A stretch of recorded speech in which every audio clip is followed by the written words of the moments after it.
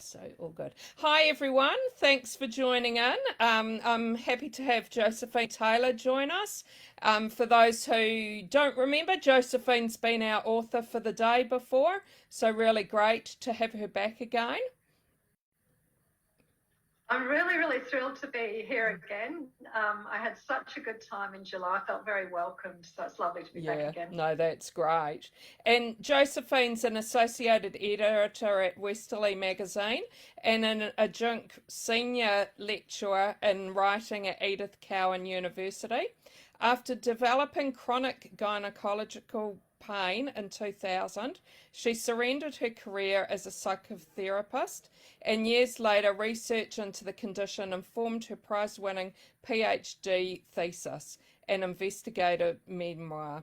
Josephine teaches in literary fiction and non-fiction and presents on disorder and creativity. Her short-form writing has been anthologized with published widely. Sorry, I lost my place for a minute. Facebook went funny and I was reading off Facebook. And her first novel, I Have a Rook, was released by Fremantle Press in 2021. And I've got my copy here, thanks to Josephine, if it shows properly. Yep, there's my copy.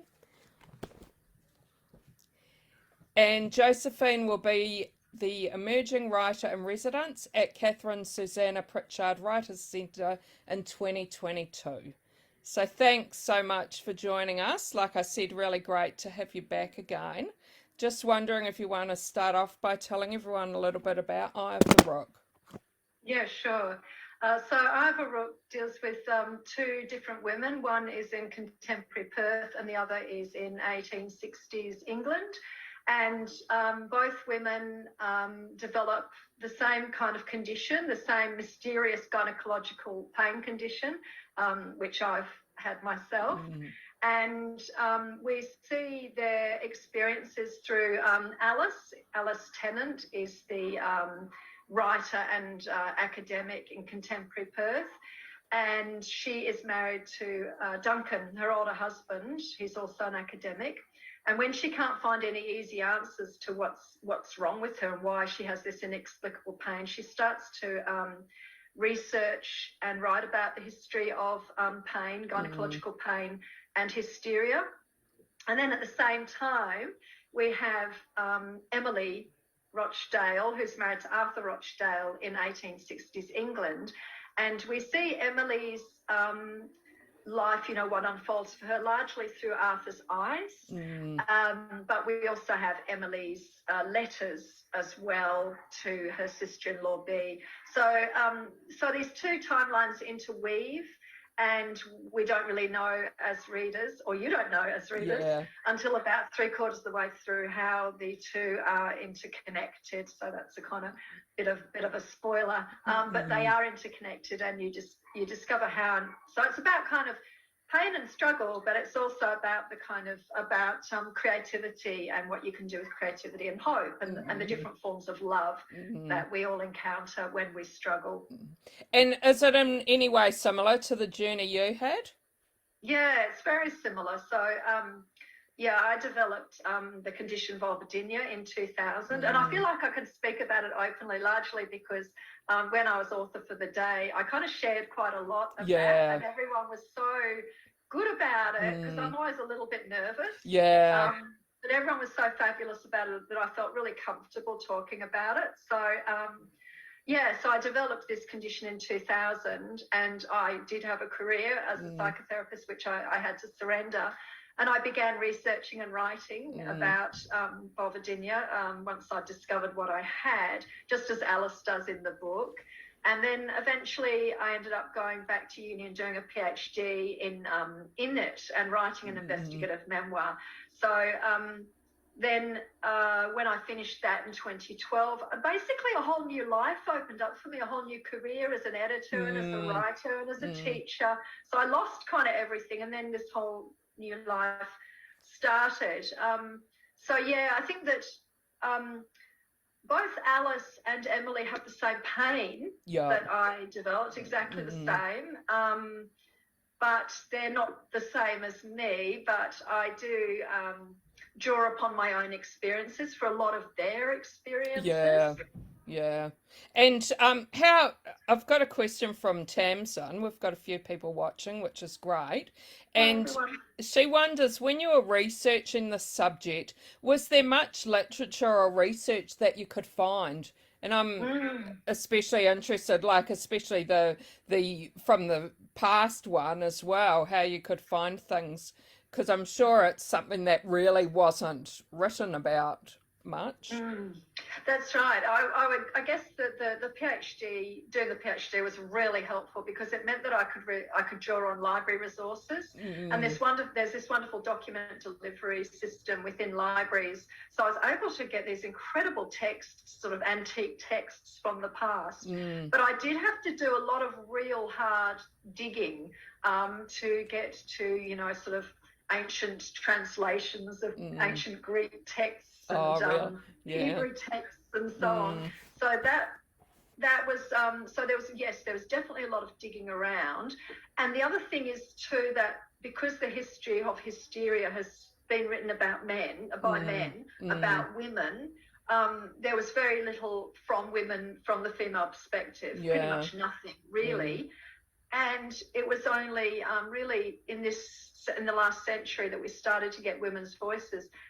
But even so, in the 20th century, 1960s, 1970s, this pain was being very much dismissed along the lines of that the woman has some kind of defense mechanism against, wanting to be intimate with her husband. She's getting mm. some kind of secondary gain, and so on. So there was not only a kind of a lack of material, but it was also very sort of shrouded in this kind of a kind of sort of inaccuracy Mm, and not listening to the women themselves. mm, mm. And Geraldine wonders if you've heard from many people suffering the same condition since your book's been published. I have. I went in the Women's Day in, I think it's 2004, and Mm, at that stage I had contact with over 100 women mm, who basically reached me through different kind of networks. And then I've presented on Vulvodynia quite a lot during the PhD and so on, gradually getting more comfortable with doing that. What's been really interesting, so since Ivor Rook has been published, every time I present on it, I have women and men approaching me afterwards saying, oh, this is what my daughter has, or my colleague mm, has this, or I had something similar to this. mm, And it really, I mean, people are always staggered when I give the statistics, mm, which is that around 10 to 28% of all women will experience some form of vulvodynia during their lifetime. mm. But it's borne out by the fact that if I'm presenting somewhere and it's a random kind of group, that I still get, Yeah. that kind of percentage of people saying, Mm, or they have something very similar, they have endometriosis, or they have interstitial cystitis. mm, So, yeah, I do. mm. And I also have a very warm reception and a very appreciative that people are really glad that somebody's talking about this. Yeah. And how did you find, like, it's something very personal to you? How did you find, like, it's one thing writing about it, but then when you actually had new people were reading it and you were promoting your book and everything like that, how was that at first? Oh, look, it's always been terrifying. I think Mm, I'm really glad that I had that whole period of time of the PhD thesis because I did kind of present on it at conferences. I mm. did a talk at the first conference. I just thought I'm just going to be out there. So the first conference talk was me and my vulva. Because I thought I'm just going to do it. Yeah. Just if I'm going to do it, I'm going to do it strong. So I kind of got used to it. But I think the hardest part initially was, particularly if there were men in the audience, I always felt Mm, really kind of ashamed and embarrassed. mm, And I really had to overcome that. mm. And I still have a little bit of that, but I have never, ever had anyone of any gender or between any genders that have said, have had any negative reaction to it. When I was interviewed, I was on ABC Radio in Perth, and a man rang while I was on, and his wife was crying in the background, saying, you know, they were both so grateful, I think. Yeah. So, Is yeah, it that's something quite that's quite often wrongly, like, not diagnosed? Yeah, Yeah. absolutely. So I'll have people come along and to things as well, and they'll talk afterwards and tell me the kinds of things they have, and I'll say, oh, okay, it sounds like you've Yeah. actually got vestibular dynia. Or, I mean, I'm not a doctor, so I'm not going to diagnose these things, but I can kind of give pointers in the sense of maybe you should see this kind of person, or, you know, certainly don't see somebody who tells you it's all in your head. Yeah. You know, see somebody who believes in you and trusts you and who knows what they're talking about. And as with Alice and Ivor, she joins a support group and they share information. And so I guess what she learns, which is obviously what I learned, is that a kind of multidisciplinary approach is usually best in these kind of situations, kind of trying to deal with it from a whole stack of different directions. And Tasman said it's so good that you can talk about this sensitive subject and educate and help people about it. Oh, thank you, Tasman. That's lovely. Yeah, I don't know why. I don't. Sometimes I think, you know, why are you doing this? But I've felt a sense of urgency about it since, you know, for about 18 years, and for whatever reason, I feel more comfortable talking about it than other people do. So and I was angry too. I think, you know. So I think that. So yeah, thank you. Yeah, and Wendy says something about. Wendy said she thinks that the embarrassment of speaking about this is something which has led women just to not report the symptoms and suffering unnecessary. That's exactly right. You know, a lot of it's about the kind of response you get. Excuse me. If you get a negative response and if you're made to feel ashamed, I mean, we're surrounded by societal messages everywhere, you know, that about kind of, these days particularly, quite aggressive sexuality and sort of very open and everything's fantastic. And so, I mean, it's to kind of say, well, actually, there are issues here. And the other thing is too that I think that it's really important that people understand it's a pain disorder and not a sexual disorder. So yeah, so that's been something that I always bring up, because I think that's part of the shaming, is that if people see it as like, oh, there's something sexually wrong with her or him, then you are automatically feel ashamed. I think the root of pudendal is to be ashamed. So, and that's the pudendal nerve that innervates that part of the body. Okay. So there is a history of silencing and shame to do with anything that affects that part of the body. And you started your career off in a lot different direction than you are now. When you were growing up or in your previous career, did you ever think you would become a writer? No, it's so funny. You know, like I started writing, I loved writing when I was little. I read a lot and I wrote really, really bad poetry. And I think that I put out a little bit of my writing at some point, and somebody was a little bit kind of, you know, oh, yes, well, it's a bit self-conscious or something. They said something and I was just straight away, ooh. So I didn't sort of put it out for a very long time, which I think it's so important. I mean, you know, as an editor now at Westerly, I really try to. I don't know that I get it always right, but everyone is sensitive about that. So, but no, and then I used to write my dreams. I wrote my dreams for many years. I sort of got journals full of dreams. But no, I never. It's really funny. And yet, isn't it interesting the way life sort of takes us by the scruff of the neck and ends up taking us in a particular direction? And then you think, oh my goodness, everything's come together in this thing. Yeah. And could you tell us a bit about how you got Eye of the Rook published? Did you have a lot of people see your idea and think, oh no, that's not for us? Or look, I think I had a relatively easy pathway to publication. It doesn't feel like it was at the time, it felt really tough. And also because initially I did try to get the memoir published, but when I finished my PhD, and I didn't have any success with that. I think it was a very long, and I wasn't really sure of the voice in it. It's great. I'm really pleased with it, and it won awards and so on, but it was, would have needed quite a lot of work, I think. I think I went on then to write the fiction, and that just sort of really took off itself. I'm just trying to remember what you asked me. How you're publishing, how you got your book first published. So I finished Ivor Rook in 2018. So really, when I could see that the memoir wasn't going to get published, I kind of tried here and there, but I started writing the book. That sort of took off. I finished it in 2018. I really only I entered it in two prizes, where it didn't do any good.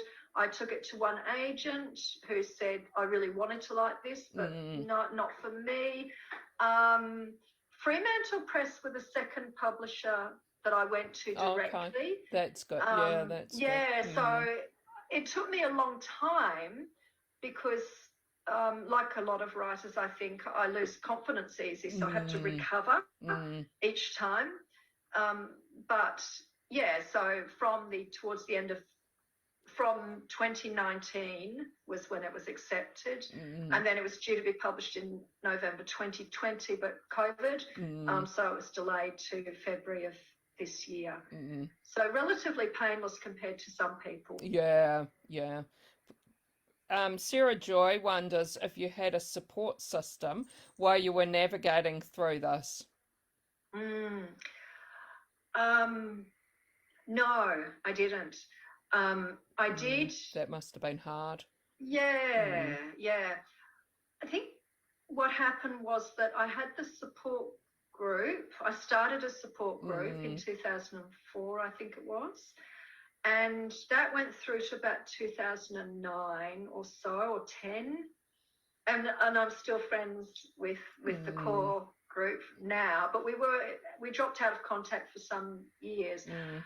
But it was actually okay, I think, because by that stage I'd sort of internalized so much of the support system. I felt comfortable within myself. I never felt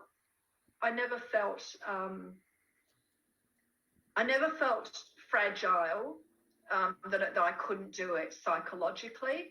And I think part of that, there's that saying, right, that's become, everyone's now using, right from your scars, not your wounds. So by the time I got to the novel, I was definitely writing from something I'd really processed. So in many ways, I'm glad, well, in some ways, I'm glad it's taken 21 years because it's meant that at least I feel kind of able to, robust enough to do. Yeah, and to be able to speak about it so freely and absolutely. But at the same time, I think it is, responding to that question, it's critical to have a support network in place. And I do, I've returned to that, and that's great. I think that when you are dealing with that kind of level of shame, you really do need some kind of support network. I think that's why for Emily in Victorian England, I mean, if you can imagine it, there's nobody knows what nobody. I think one of the people that she sees says that he's seen other women with this.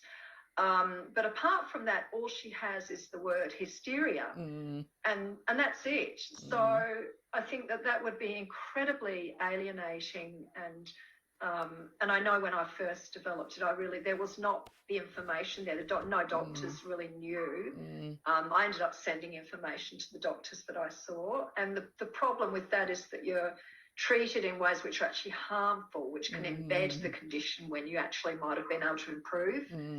Yeah.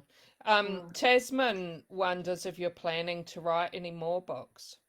Yeah, I am. So I'm going to have to, because I'm writing residence next year at Catherine Susanna Pritchard Writers Centre, which is a wonderful thing. So I'm going to have 3 weeks of just being totally in that space. But Yeah, I'm so hoping to. what does that mean? What will your role be when you're doing that? So while the 3 weeks that I'm there, I'll just be writing, but Yeah. also as part of that, you teach a workshop and you interact with the people who come to the Writers' Centre and so on. So you're an advocate as well for the writing community and for the Writers' Centre, but it's also a wonderful space in which to kind of, because they don't have TVs and things, you stay in these wonderful little cabins. Yeah. And you just write. I've been there before. So yeah, I've just starting a new novel, which is, the working title is The Gene Detective, and it's very different to this. It's this woman in the future who's a gene detective, genetics, and she's being a detective about things in the past. Wow. About Sounds totally different than what, yeah. yeah. Yeah, no, that sounds exciting. Kelly wonders if you have any advice for budding authors. One is, I think, find your own voice, and that is a process of sometimes having to mimic other voices. But I think it's really, really important to go with your gut and find your own style, to not be scared. Like when I'm talking about this gene detective, I have no idea how I'm going to do it, but she's there and she wants me to write, so I'm going to write her and see what happens. The other thing is, write about the things that you're really passionate about, that you have a lot of emotion about. So the things that kind of make you angry or make you feel joyous or upset you. Don't take on things that you sort of think, oh, this would be a good thing to, like this is what everyone's reading at the moment. Yeah. That's just because, I mean, you might get some success with that. You might not, but you're always going to feel good about writing the things that you feel passionate about. Yeah, very true. Yeah, that's great advice. And I'm wondering what you like reading yourself, and maybe if there's anything you might have read lately that you could recommend to us. Oh, well, I'm not, I think you had Karen on as author for the day. Yes, we have, yeah. Yeah, so I've just finished that. Yeah. That's another Fremantle Press book. That was really, goodness, her plotting is extraordinary. So that was a great read. And I also finished recently a book by Zoe Delul, The Night Village, which is also a Fremantle Press book. Yeah, okay. Yeah, and that's a real thriller. I loved that. What else? Marianne Frith, Here in the After. That's a recent Australian release. I love Australian new, especially debuts. I think they're great. I'm just starting to read Mary Lou Stevens' The Last of the Apple Blossom. Oh, yes, yeah. Yes. Yeah. And I have this on my to read shelf. Oh, Michelle yes, Blanc. yeah. I've got that one to read too. I haven't got to it yet, but yeah. So, yeah. What Michelle did, which was lovely, is she began a debut author buddy group for us this year. And so there's 11 of us, including Karen and Michelle and Mary Lou, Melissa Manning. So it's lovely. We've been Zoom meeting. Oh, Amy Suter Clark. Oh, yes, yeah. Yeah. So that's been, talking about support kind of networks, that's been a wonderful support as a debut author. Yeah, that would be great. Kelly wonders if there's been any authors that have influenced your writing journey. Oh, wow. I think there's probably a lot because I read voraciously. Yeah. And one book that I keep coming back to, and it's a children's book, but it just seems to have always stayed with me, is a book called, you've probably heard of the movie, if not the book, A Wrinkle in Time by Madeleine L'Engle. Oh, yes, yeah. The book is quite extraordinary, and I think that what I loved about it was that it dealt with really interesting ideas, but the narrative was really unexpected, and the world it created was just so powerful and self-contained that I completely believed in it.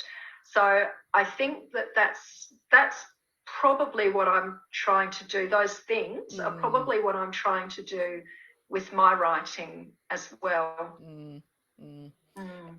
And I'm wondering what you hope readers will love about your book. Look, I mean, the obvious thing is there's a message. It is an agenda book, or there's a book that I would like to have an effect in terms of people understanding more about vulvodynia. So I hope that that's the case. I hope it sort of reaches far and wide and makes it easier for other people to say, no, this is okay. This is what I have. And for doctors and physios and so on to read it and say, oh, okay, this is this. We need to research this more.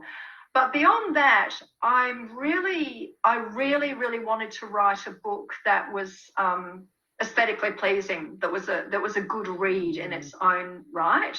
And so I would really like for people to take away from it that the